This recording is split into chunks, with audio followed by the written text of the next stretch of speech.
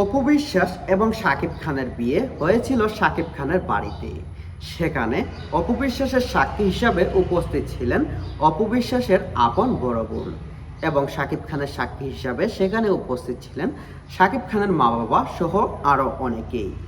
কিন্তু একটা প্রশ্ন থেকেই যাচ্ছে, অপু বিশ্বাস যেহেতু মুসলিম রীতিতে বিয়ে করেছিলেন, তাহলে তিনি কেন পরবর্তীতে যখন শাকিব খানের সাথে দূরত্ব সৃষ্টি হয় তখন তিনি কেন তার ধর্মে আবার ফিরে চলে আসলেন?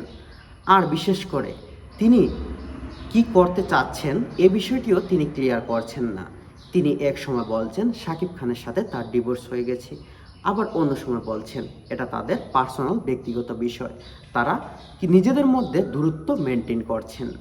তাহলে আমি আপনাদের মতো যারা দর্শক আছে তারা কিভাবে বিশ্বাস করব যে তাদের মধ্যে কি চলছে বা কি চলছে না?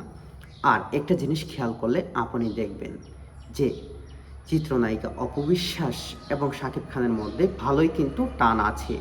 বিশেষ করে দেখবেন শাকিব খানের সাথে বিভিন্ন জায়গায় বিভিন্ন সময় রাতে বিভিন্ন পার্টিতে অপু বিশ্বাসকে দেখা যায়।